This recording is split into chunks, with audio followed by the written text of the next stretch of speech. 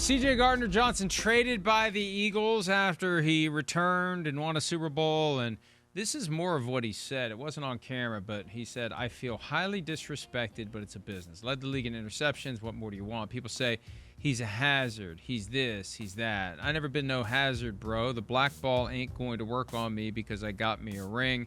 I got 3 more championships in me. I'm going to get me another Super Bowl this year.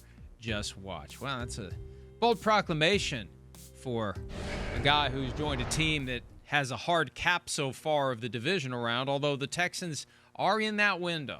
And they're in a division where they should be able to win it. They've won playoff games at home. They've given the Ravens everything they can handle, at least in the first half of divisional round game in 2023. They gave the Chiefs a better game than many thought they would in 2024. But you know, this is just C.J. Gardner-Johnson. He's feisty, he's outspoken, and every team that acquires him becomes the next team to end up hearing his complaints when that team inevitably moves on.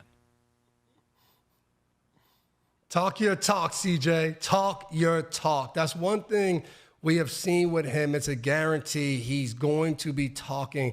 He's going to be letting people know exactly how he feels.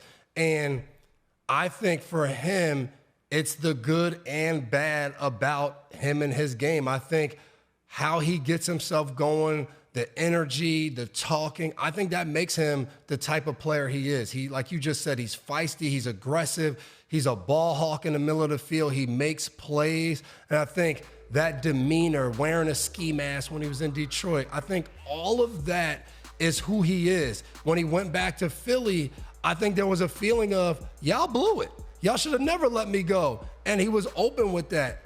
Now, the other side of that is when you have a guy like that on your team, you don't always want to deal with that. Those guys that are going to be like that, you want them to be kind of generational talents. If you have to deal with that, you want this person to be kind of a solidified future Hall of Famer. And then it makes sense to kind of deal with it. C.J. Gardner-Johnson's not that type of player. And I think teams are saying like, hey, he fills a role, we like him, but we don't necessarily want him to be a long-time solution. And I would say from how Houston has been with me knowing Nick Caserio, how D'Amico Ryans comes across, I don't know how much they want to be sitting here in June talking about winning a Super Bowl and saying that they're going to. Like, I don't think they care about that as much. But I think the other side of C.J. Gardner-Johnson, they love the feistiness, the aggression on the field, how he plays. I'm sure he has a way about him to be a leader inside the meeting room and the locker room. So I think there's aspects that they love. I think for him, the hard thing is going to be how does he turn that into the guy that gets to be on a team on a 4 or 5 year window when now you can compete with the same guys and be a part of the core. Seems like that's where he's struggled right now to be a part of a core. But then on the other side is, I don't know if he cares to be that. I think he feeds a little bit off of, you didn't want me, you got rid of me, I'm going to show you. And it's fun to see. It's fun to watch. We got him in Detroit a few years ago, that opening night, and I went to talk to him. He was sweating. Like you could feel that he was going to have a big game, that he felt great about the lines. And you fast forward, they beat the Chiefs in Kansas City opening night. And I would say his aura and energy around him in pregame seemed like it went all throughout that Detroit Lions team and led to a big win that night. When he came out that night with the ski mask on, when that team took the field, I thought, is it too late to change my pick for this game? I mean, there were all those Lions fans there, but there was something about his energy. Now, more on him with the Lions in a second. You're raising a great point, though. You know, we talked about the motivation that Jair Alexander is going to have now that the Packers have moved on from him. Look at Gardner-Johnson. He is going to find motivation in anything, and he feels slighted by the Eagles. He made the comment about leading the league in interceptions, by the way. He didn't lead the league in interceptions last year. He had 6. Kirby Joseph of the Lions had 9. But Gardner-Johnson did, his prior stint in Philly, lead the league in interceptions with 6. That was 2022. And then when he went to Detroit, right, he got injured early, came back late. He said this, I think it was Super Bowl week, of his time with the Lions. Everybody in the organization lied to me about my future. It was hell. I got lied to. So it was whatever. I got told respectfully I was going to be brought back and didn't get brought back, yada, yada, yada. So it worked out. He went back to the Eagles. But, he's a guy who's always going to have complaints about the last employer that he had. And that's what you sign up for when you hire him. You know that he's eventually going to be saying that stuff about you.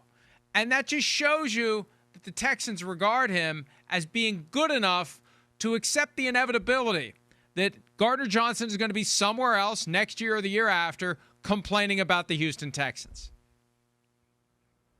And they're okay with that because I think they've looked at their roster and their team and they've said, if we implement and put this guy with the group of guys that we already have, we really like it. And I'm now imagining Jalen Petrie, who runs around like his head's on fire, hitting people, with Gardner-Johnson in the secondary, that I think for Houston, you got to be fired up when Petrie's back out there and healthy and playing. And then you still have Lassiter and Stingley Jr. on the outside. I think they really like what they have. They have a young group in the middle at safety, and I think they think he'll be a veteran presence.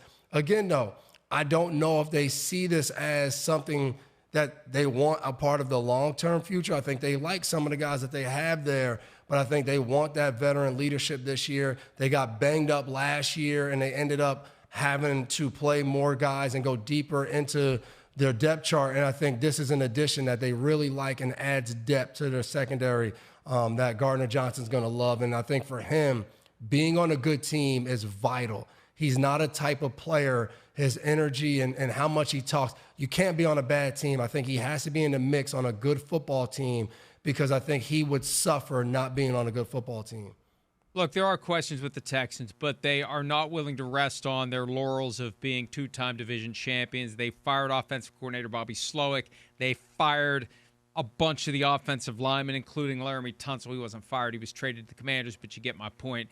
And they are in the process of transforming that team. Offensively, they add Nick Chubb this week, so they are doing everything they can to try to get better, to try to get past. We focus on, can the Ravens and Bills get past the Chiefs? Well, can the Texans get past the Ravens, Bills, or Chiefs? They're a team that you cannot overlook because it feels like they are trying to do what's necessary to close the gap between them and the truly best teams.